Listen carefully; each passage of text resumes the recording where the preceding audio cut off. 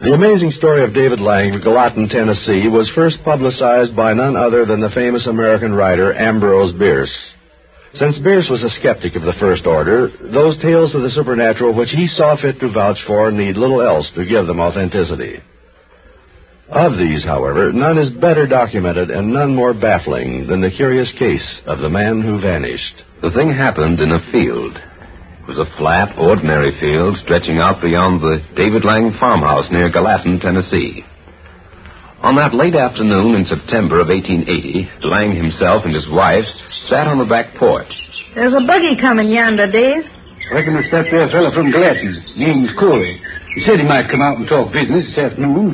I'd better get a move on. Where you going, Dave? Fetching the horses. I'll be back in a minute. David Lang started across the field at a dog trot, and he had almost reached the middle of it when his wife suddenly leaped to her feet and... Dave! Dave, where are you? Where'd you go? Mrs. Lang raced across the field to the point where she had last seen her husband. And as she ran, she saw that the horse and buggy on the road had stopped, and that another figure was rapidly approaching her. They met in midfield and looked at each other in blank bewilderment. He disappeared. But he couldn't have. He must have fell down a hole of some kind. But there ain't any hole. 3 nights after Lang's disappearance, his widow wandered alone and inconsolable near the spot where she had suffered her great loss. Suddenly, she heard the voice of a man in distress. Help!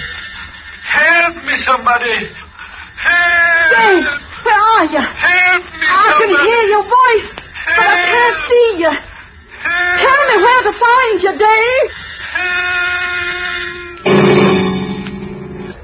There were other members of the family, there were neighbors, who testified that it was unquestionably the voice of David Lang.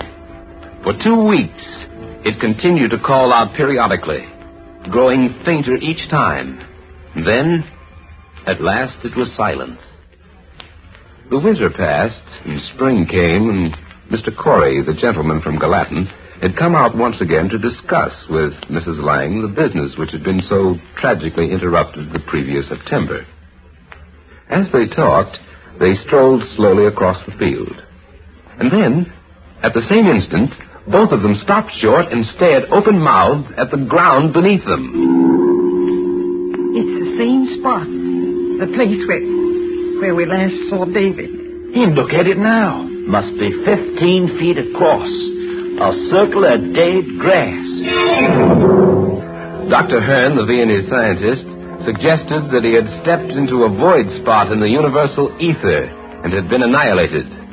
And a prominent physicist hazarded the opinion that some sort of magnetic field had speeded up the atomic vibrations of his body, thus projecting him into a new vibratory dimension. But these are mere guesses.